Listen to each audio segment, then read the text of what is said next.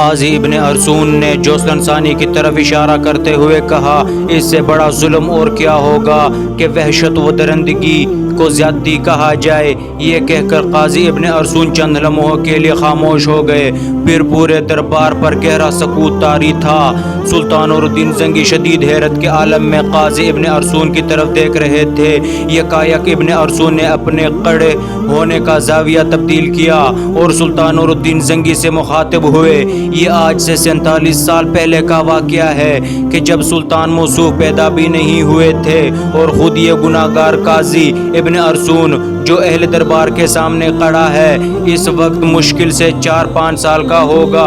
اہل دربار کی حیرت میں مزید اضافہ ہو گیا تھا۔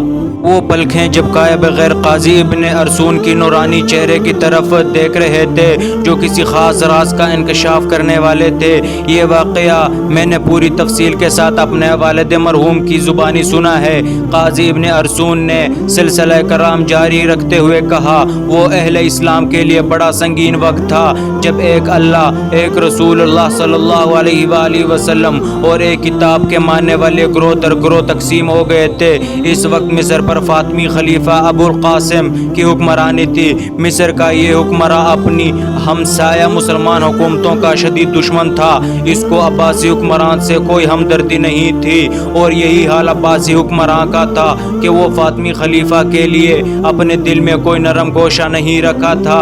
اپنے ہم مذہبیوں سے فاطمی خلیفہ کے بغض و عناد کا یہ عالم تھا کہ وہ آل سلجوق کا نام سننا بھی گوارا نہیں کرتا تھا۔ یہ کہتے کہتے شدت کرب سے قاضی ابن ارسون کا سرخ چہرہ دھواں دھواں نظر آنے لگا۔ مسلمانوں کے اس انتشار اور اختلاف سے صلیبیوں نے بھرپور فائدہ اٹھایا۔ قاضی ابن ارسون اداس لہجے میں ماضی قریب کے مسلمانوں کی تاریخ بیان کر رہے تھے۔ رجب 462 ہجری میں صلیبیوں نے مسلمانوں کے خلاف ایک خفیہ منصوبہ ترتیب دیا اور 50,000 منتخب عیسائی سپاہیوں کا لشکر لے کر یروشلم کی طرف بڑھا۔ اس وقت فاطمی خلیفہ ابو قاسم کی طرف سے افتخار الدولہ یروشلم کا حاکم تھا۔ اس کے جاسوسوں نے صلیبیوں کی الغار کی خبر دی۔ حاکم یروشلم افتخار الدولہ نے ایک لمحہ ضائع کیے بغیر اپنے ایک معتبر قاصد کو خط دے کر قاضی کی طرف فاطمی خلیفہ ابو قاسم روانہ کیا۔ ایک خفیہ اجلاس میں افتخار الدولہ کا خط پڑھا گیا۔ حاکم یروشلم نے فاطمی خلیفہ کو مخاطب کرتے ہوئے صاف صاف تحریر کر دیا تھا کہ خلیفہ کو معلوم ہونا چاہیے کہ اس بار صلیبیوں کے ارادے بہت زیادہ خطرناک نظر آ رہے ہیں۔ ان کے ساتھ کتنی فوج ہے اس کا اندازہ یروشلم کے قلعے میں بیٹھ کر نہیں کیا جا سکتا۔ پھر بھی میرے جاسوسوں کی اطلاع کے مطابق عیسائی سپاہیوں کی تعداد ہم سے کہیں زیادہ ہے۔ میں خلیفہ سے درخواست کروں گا کہ وہ اس نازک صورتحال پر فوری توجہ دیتے ہوئے یروشلم کی حفاظت کے لیے مزید فوج فراہم کی جائے۔ اگر میری اس التجا پر بلا تاخیر عمل نہیں کیا گیا تو پھر اللہ ہی جانتا ہے کہ یروشلم میں بسنے والے مسلمانوں پر قیامت کس انداز میں نازل ہوتی ہے۔ کہ میں یروشلم افتخار الدولہ نے انتہائی مؤثر لہجے میں صورتحال کی سنگینی کا نقشہ کھینچا تھا مگر اس کی یہ تدبیر کارگر ثابت نہ ہو سکی۔ فاطمی خلیفہ ابو القاسم نے اپنے میر منشی سے افتخار الدولہ کے خط کا جواب اس طرح لکھوایا، تم اچھی طرح جانتے ہو کہ کرب و جوار میں میرے کئی دشمن موجود ہیں جن کی حارسانہ نظریں ہر وقت مصر کی حکومت پر جمی رہتی ہیں کہ کب انہیں موقع ملے اور وہ میرے اقتدار کا خاتمہ کر دیں۔ خلیفہ بغداد بھی دن رات اسی قسم کی سازشوں میں مصروف رہتا تھا۔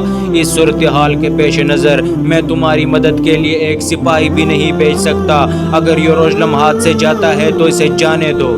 اس کے مقابلے میں خلافت مصر کا دفاع کہیں زیادہ اہمیت رکھتا ہے۔ فاطمی خلیفہ کا جواب پڑھ کر حاکم یروشلم افتخار الدولہ کچھ دیر کے لیے سکتے میں آ گیا۔ اسے یقین ہی نہیں آ رہا تھا کہ یہ ابو القاسم کا مکتوب ہے، لیکن مہر خلافت دیکھ کر افتخار الدولہ کو یقین کر لینا پڑا۔ پھر اس کے چہرے پر شدید اذیت و کرب کا رنگ ابھرا اور وہ خود کلامی کے انداز میں کہنے لگا، خلیفہ یہ کیوں نہیں کہتے کہ ملت اسلامیہ کی سر بلندی کے بجائے آپ کو اپنا اقتدار عزیز ہے، مگر یاد رکھیں کہ یروشلم چلا گیا تو پھر کچھ بھی باقی نہیں بچے گا۔ پھر وہی ہوا، 50,000 سپاہیوں پر مشتمل صلیبی لشکر یروشلم کی دیواروں کے نیچے آ کر جمع ہونے لگا۔ صلیبیوں کو اس بات پر بڑی حیرت تھی کہ وہ کسی مزاحمت کے بغیر شہر کی فصیل تک پہنچ گئے تھے۔ افتخار الدولہ شہر سے باہر نکل کر عیسائیوں کی پیش قدمی کو روک سکتا تھا، مگر بدقسمتی سے اس کے پاس صرف 1,000 سپاہی تھے۔